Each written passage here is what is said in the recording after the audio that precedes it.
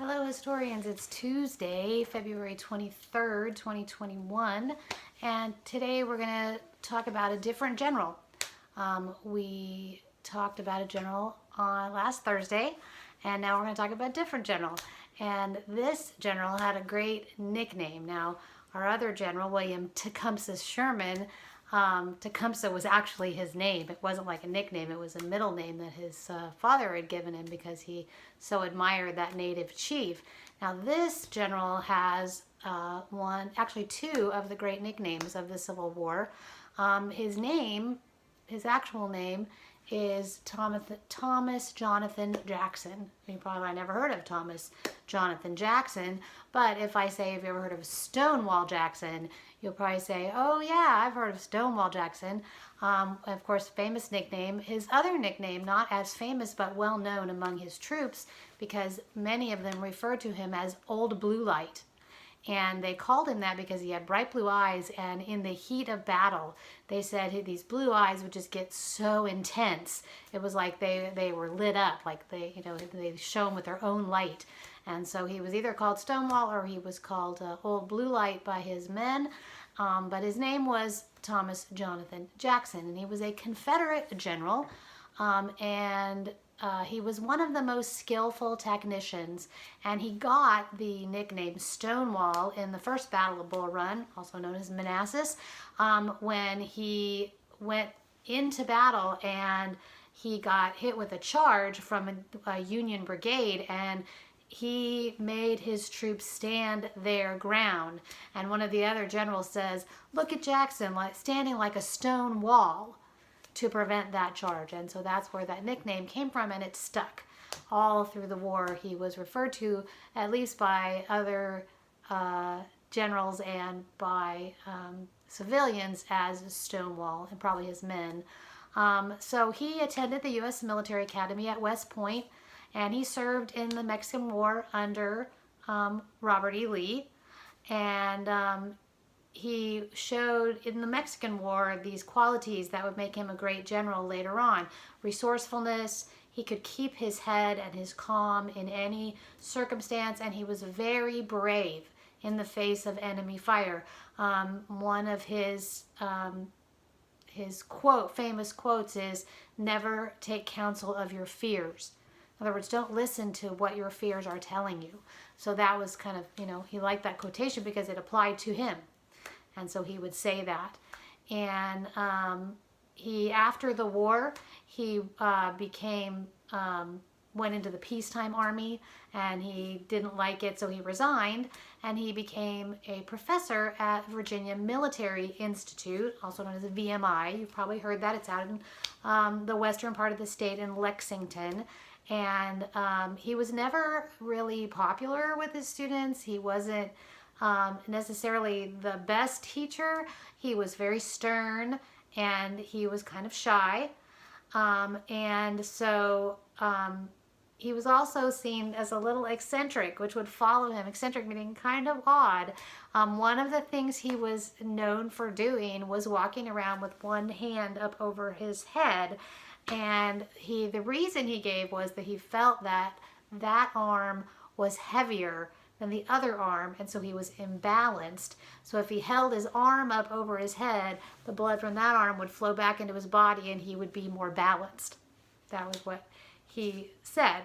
Anyway, and so once the Civil War broke out, he offered his services to the state of Virginia, and he was ordered to take the cadets from VMI, the students from VMI, from Lexington to Richmond.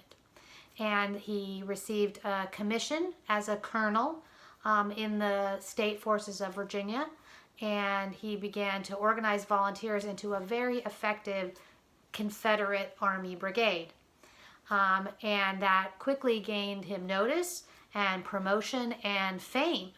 And he would sadly die only 2 years later after a very successful career as a general. We don't know what he might have done beyond that. We don't know whether his contribution and his partnership with Lee might have led the Confederacy to be more successful in the end.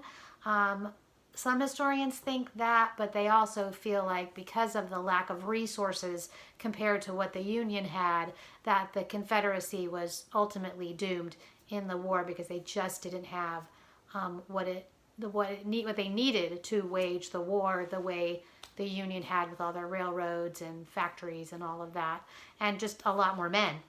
So they could afford to lose more than the Confederates lost.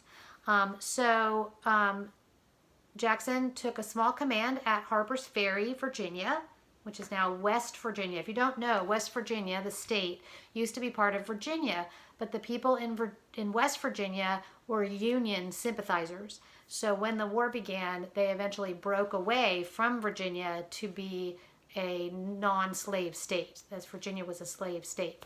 And so rather than being part of that, West Virginia became their own state. And that's been that way ever since. He went out to Harper's Ferry, where the Shenandoah River flows into the Potomac River. And his mission was to fortify that area and hold it, if possible. And so when General Joseph E. Johnston took over the Confederate forces in the valley, he had Jackson commanding one of his brigades, but at that point he sent Jackson back to the town of Winchester to defend the town. So in July of 1861, the invasion of Virginia by the Federal Army troops began, and Jackson's brigade moved along with Johnston's army and another army under General P.G.T. Beauregard. It's a good Southern name, isn't it? At Bull Run, Manassas, same battle. And they met the Federal Army there under General Irvin McDowell, and it was there that, withholding the enemy against overwhelming odds, this is where he became Stonewall. And by the spring of 1861, Jackson was sent to the Shenandoah Valley, where he basically was sent to divert Union brigades, sorry, lost the word for a second, Union brigades, to distract them so they couldn't be resupplied. So he always had a smaller army than the ones he were fighting with, but he would fight fast, quick, and move to harass them another day or another way. And so that way, McClellan, the Union general, could not get reinforcements in the Shenandoah. And so Lee was able, because of the lack of supplies, Lee was able to have a victory in the 7 days battles just at this time. And Lee, who was just the chief military advisor to Confederate president, whose name was Jefferson Davis, suggested to Jackson that he use his troops to attack the Federal troops in the valley and then threaten Washington. And so Jackson would close in on these Federal units and defeat them, and then he struck in the mountains of Western Virginia, and he was able to drive the Union Army out of Winchester and back to the Potomac River. Then he went to the southern end of the Shenandoah Valley and won a battle at Cross Keys, Virginia, and another at Port Republic the next day. And then Lee brought Jackson's troops either marching or by railroad to Richmond, and they would become part of McClellan's army at that point, but Jackson arrived a day late. And so he lost some of his reputation, and also because he didn't have a lot of experience with large-scale actions. He'd been doing this small hit and run, but McClellan lost that battle, and they had to evacuate Richmond back to the peninsula.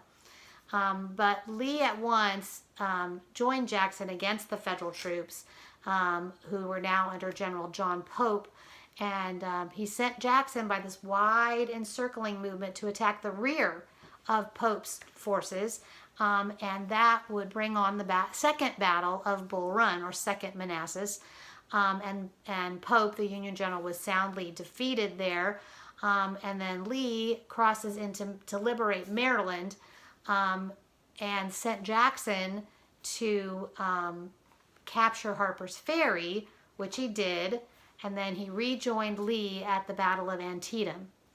After returning to Virginia, Lee divides his army into two corps, two separate armies, with General James Longstreet commanding the first and Stonewall commanding the second.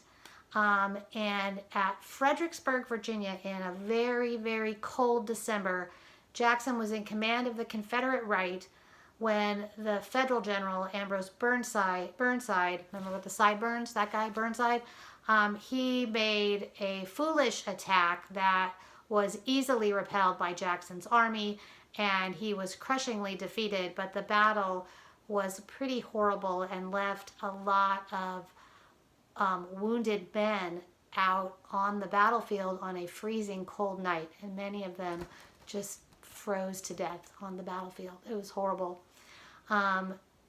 And so in April, the Confederate position on the Rappahannock River south of Washington is attacked by Burnside's successor after Burnside is removed from command after Fredericksburg. Now we have General Joseph Hooker is now in charge, and it seems that Lee and Jackson are going to make their boldest move yet, leaving a small group of men, small detachment of men, to meet federal troops at the Rappahannock River.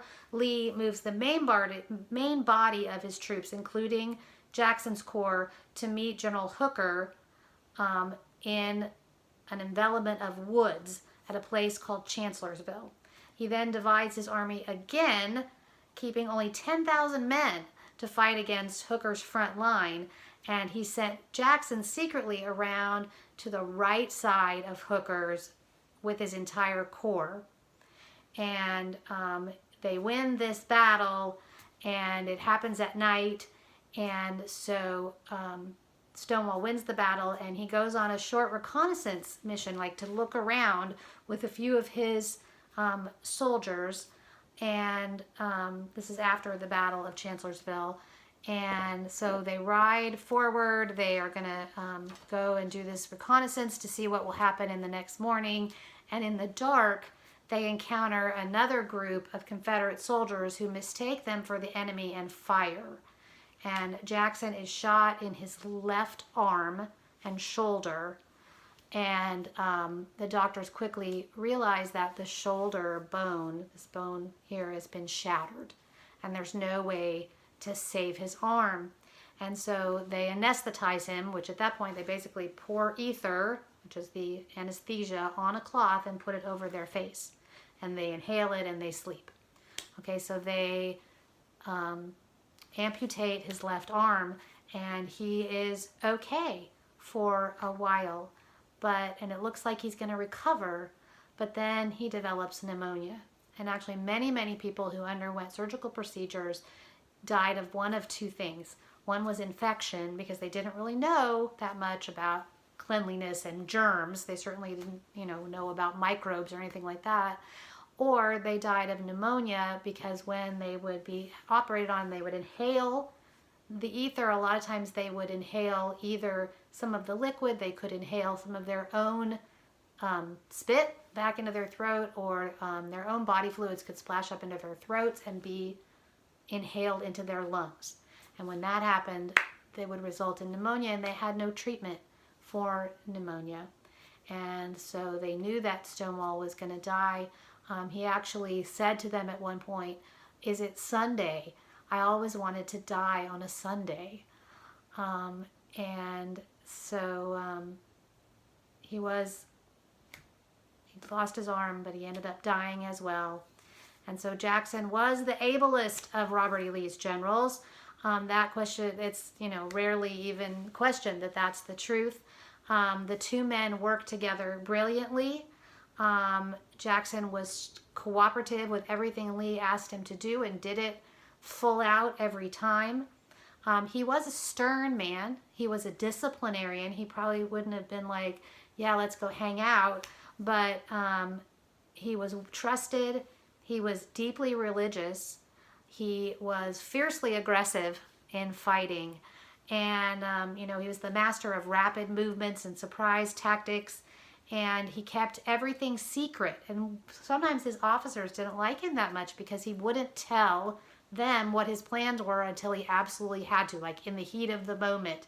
And they didn't like being kept in the dark, but that was the way that he always kept what he was planning to do next a surprise.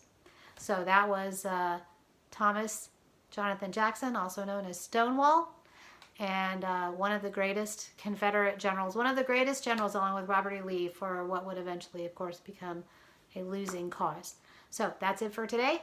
Don't forget you have homework and classwork that's due on Thursday. The classwork I gave you on Thursday, that classwork. So make sure you turn that in for we have it ready for Thursday. And that's it for today. So bye for now.